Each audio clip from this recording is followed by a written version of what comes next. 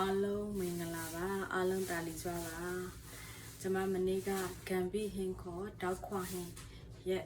အစွမ်းထပ်ပုံကို sharing လုပ်ပြီးဖြစ်ပါတယ်ဒီနေ့မှာတော့ဂမ်ဘီဟင်းကိုကျွန်မနဲ့အတူရှင်းကြရအောင်နော်ဒီရွက်ကလေးကတော့ဒီလိုရှိပါတယ်ဒီကထိုက်ကလေးမှာအသီးလေးတွေနဲ့ပေါ့နော်ခုလိုကျွန်မအနေတော်လေးလှီးပြီးတော့မှရေစိမ်ထားပါတယ်။တုံးကြက်တံဖြူလေးလင်းငါးမှလောက်ကိုဓာတ်ပြရိုက်တဲ့လိုမျိုးမညက်လက်ကျန်လေးထောင်းပါမယ်။ပြီးရင်ကျွန်မအရှုံမှုမထည့်ကျင်တာကြောင့်ဒီမှာအစွန်းလှော်ထားတဲ့ဟာလေးကိုဟောက်ပြီးတော့မှထောင်းပါမယ်။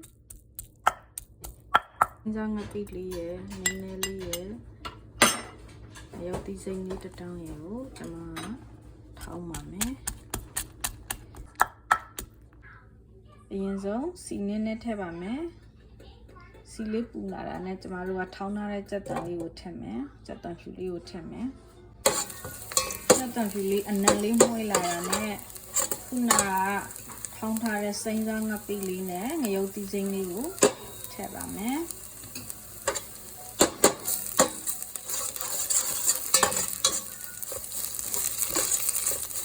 ပြီးရင်ကျမတို့ဒီမှာထောင်းထားတဲ့ပ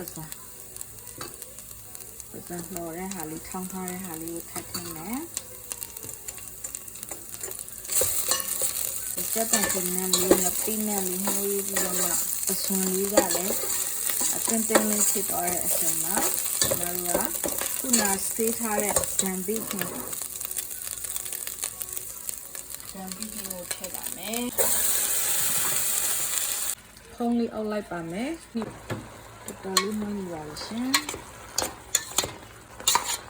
ရက်ကလေးတွေနူးလာအောင်ထားမယ်ကျွန်တော်ရေနည်းနည်းထည့်ပါမယ်စားလေးကိုလိုအပ်တယ်လို့ထည့်မယ်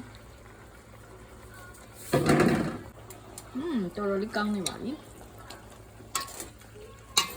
ဒီဟာလေးနူးဥတော့အောင်ခဏလေးထားထားမယ်ဟောမွေးပြီးတော့စားကျင်စရာလေးဖြစ်လာပါပြီရှင်အနံလေးသင်းပြီးတော့မှုေးလာပါပြီရှင်ထက်စားချင်ရင်လည်းမကြီးမဲ့လေးဖြစ်ဖြစ်ကင်ဝန်းရှင်လေးဖြစ်ဖြစ်တခုခုရှင်တခုခုထက်လို့ချက်ရင်ရပါတယ်ကျမတို့ဒီနေ့ဒီမှာကင်ဝန်းရှင်ဟင်းလေးချက်ထားတော့ရှင်မထက်ရဲ့အရှူဟင်းဖြစ်စားပါမယ်ခုဆိုရင်ဂမ်ဘီဟင်းခေါ်တောင်းခွဟင်းလေးက